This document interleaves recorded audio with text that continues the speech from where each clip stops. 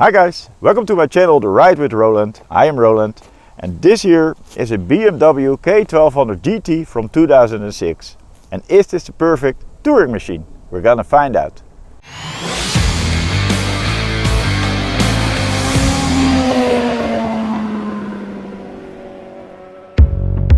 So, let's talk about this mighty German BMW k1200GT. First, let's throw in some specs and facts about this mile-eating monster.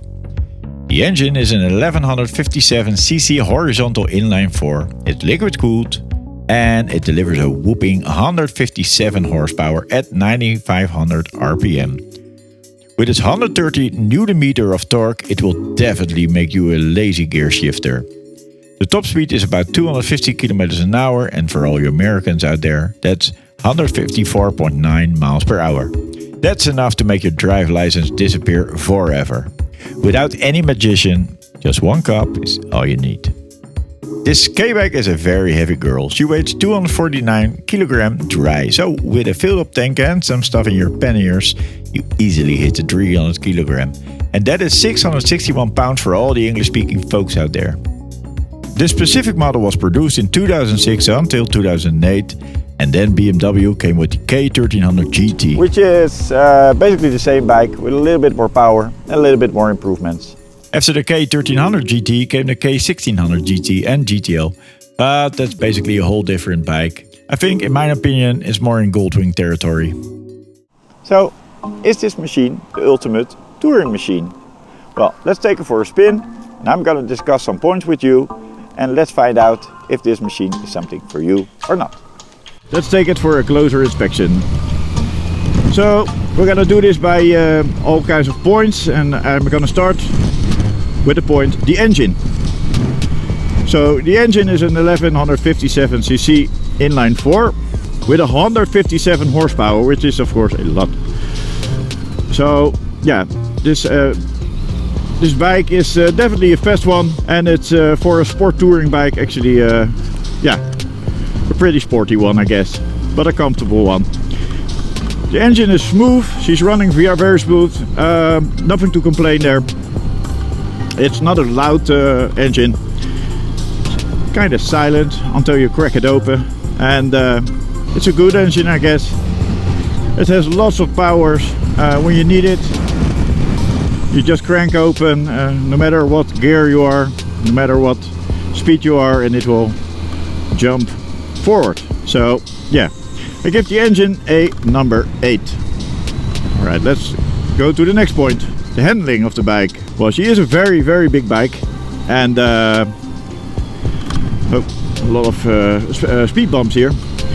She's a very big bike, but she actually handles very well. You don't notice the weight because yeah, she is dry, 250 kilograms, which is a lot, and it's dry, so without gasoline or whatever. You're hitting easily packed the 300 kilogram, but you don't notice a thing with it. And I packed it actually, what are we doing here? I was on holiday and I packed it very heavy, and I didn't notice also anything while riding it. So the handling also in curves is very brilliant, very good. She does what you want, she steers very well, also in small tight corners. Of course, when you're riding with very low speed, yeah, then you can feel the weight, but that's basically with every bike I guess. But yeah, the handling of this bike, perfect, cornering very good. It's rock solid in the highway. It's very comfortable, she doesn't shake. So yeah, I will give this handling definitely an 8. Alright, next point, the comfort of the bike. Well, she's I think this is a sport tour bike, and I think the comfort for a sport tour bike is very good. It is of course a BMW, which is always good I guess if it comes to comfort. Well, you got of course the heated grips, you got the heated seat, you got a very good windshield which protect you from the elements, and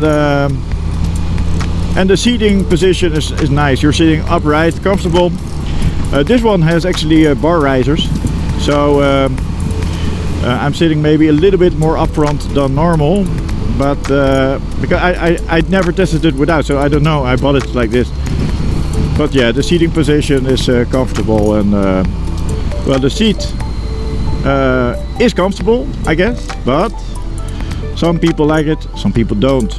I actually like it for short rides, but when I'm driving like 8 hours in the saddle, then I definitely put this sheep cloth on it, and then it will be no problem.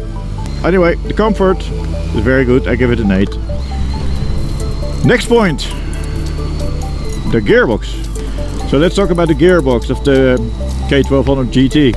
Well, BMW and gearboxes, I have to be honest, is not the best thing I saw in my life on bikes.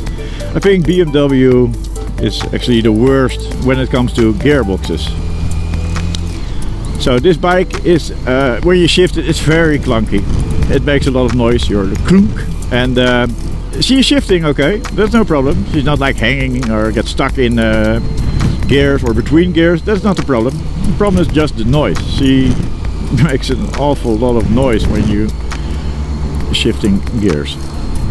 And with the K1300, the one who came after this bike, they said yeah, they improved it. And then 1600, they improved it even more, and every bike that comes out they improve it more.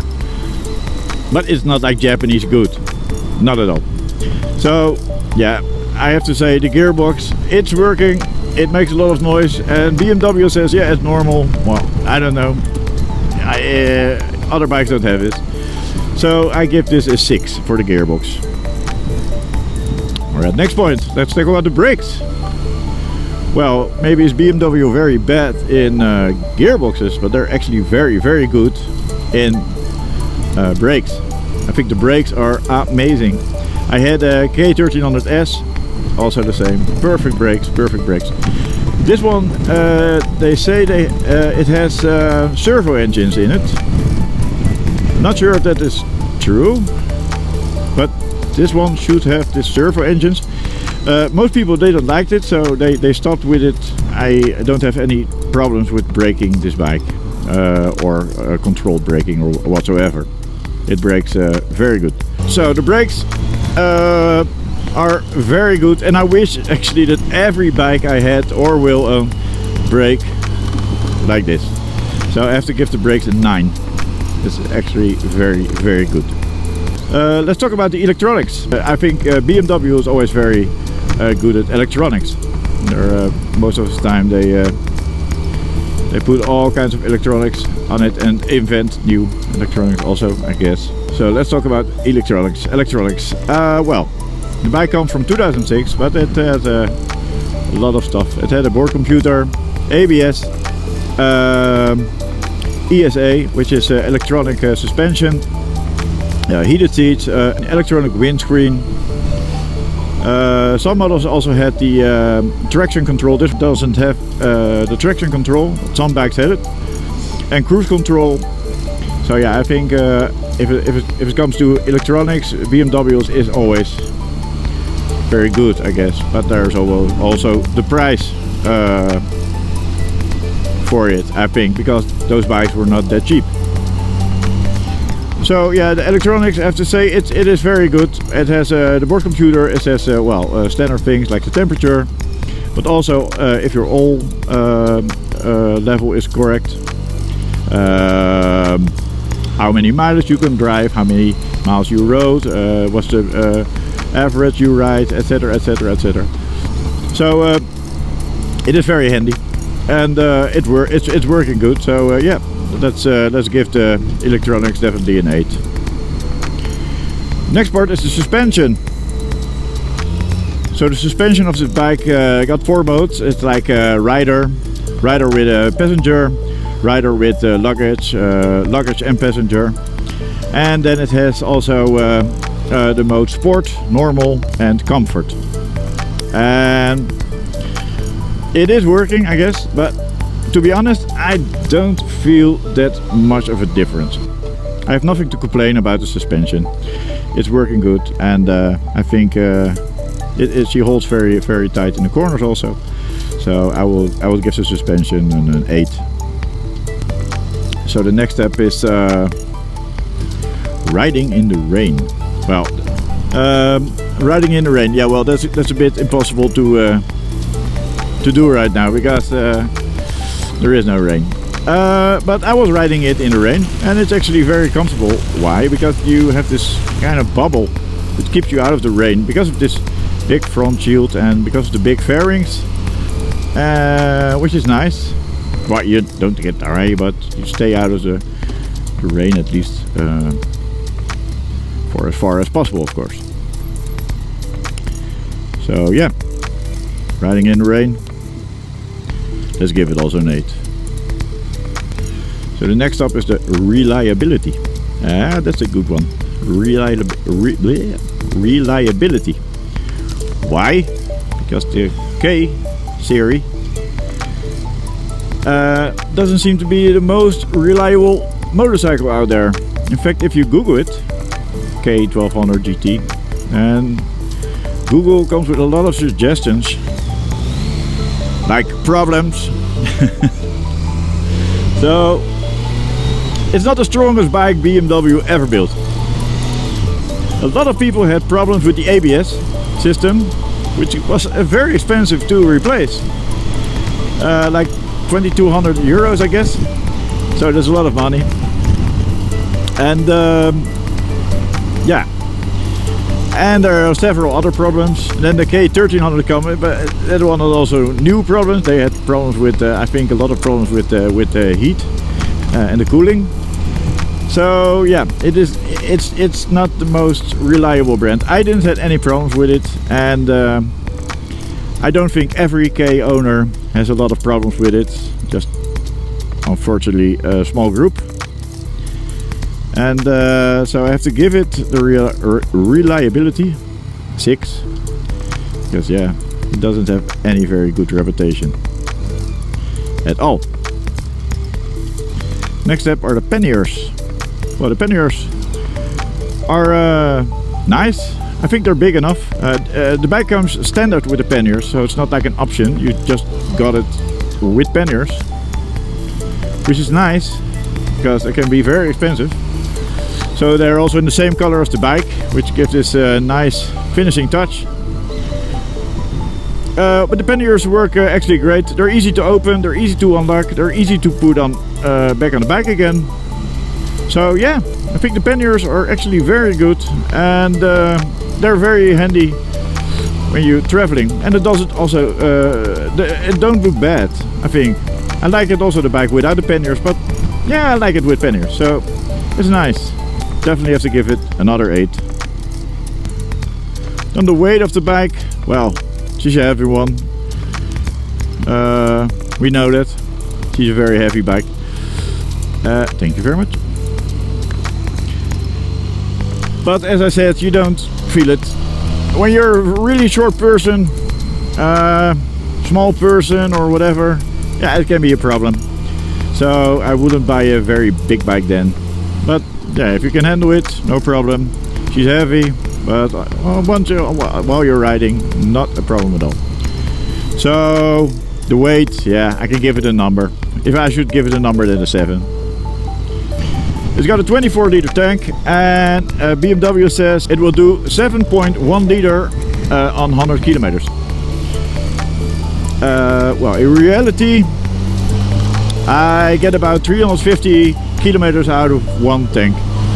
So she has a very expensive taste also, because she wanted E5 or 98 gasoline. She wants or it's the premium gasoline. That's extra expensive. So it is. There are a lot of boats out there, you see. So with the fuel range, she is not good, not bad. Let's keep it in the middle. I think it's a powerful bike, and every powerful bike or powerful engine, yeah, it's not gonna be the most cheapest fuel use to ride. I don't think a big bike is very good in fuel in the fuel range. It is not bad, this bike. It definitely will bring you with 350 kilometers to your destination or to your next gas stop. But yeah, if you want to ride cheap, then you must just take a less powerful bike, I guess, because those are mostly much cheaper. I have to say about the fuel range, well, let's give it a 7. So how much does this bike cost? Well, you can buy it in Holland anyway. You can buy this bike between 4,000 or 6,000 euros, depending on what mileage it has, or the state it is, or how she looks. I think that's a nice price for a second hand. And if you treat her very good and you give her all the proper service intervals, then I think you can drive this baby for a long time. So, for who is this bike? Well, if you like to ride sporty and you love to ride long distances, then yes, this might be the bike for you. I think this bike is also perfect for driving to your work every day because of the big space with the panniers and the comfort it has to offer. Let's talk about the competition. I think the Honda Pan and the RT are big competitors. However, they both have like 40 horsepower less than the GT. But let's talk about the big elephant in the room. Yeah, the GS. I think BMW made this bike for riders who do a lot of highway cruising, and the GS was built for all kinds of road, including off-road. However, most GT riders will never hit the dirt with it, and it's also not really built for off-road riding because of its weight. When it comes to off-road riding, the lighter the better, and the GS is one of the heaviest bikes out there. Don't get me wrong, I love the GS and it's a perfect bike, but I can think of a better bike when riding in the jungle out there. The K1200GT has a better wind protection and more power, so indeed perfect for those long highways. But little country roads are of course just as easy to ride. When it comes to street cred and being a bit original, the GS is sure as hell not gonna win. Go riding in the mountains in Swiss and you will understand what I mean. It's GS everywhere. So when it comes to being original, you're far better off with the GT. Just don't drive it off-road. Because the GT is not that popular, it will be cheaper to buy second-hand than a GS, so that's also something to consider. Let's sum this all up. The K1200GT is a powerful touring bike and is made for crossing borders. In my opinion, it is a damn good looking bike also. So let's talk about the pros and the cons here. Well, here are the pros. She is very powerful, it is a comfortable bike. The panniers are included. She have really strong brakes, full of electronics, and a very good riding position. The cons? The gearbox, yeah, don't let me start on this one again. Its reputation of reliability. Again, I don't have any troubles with it. And of course, the weight. She is a very heavy bike. But again, you don't feel it when you're driving. I hope this video was a bit helpful, and remember, please subscribe, like and blah blah blah if you want to see more.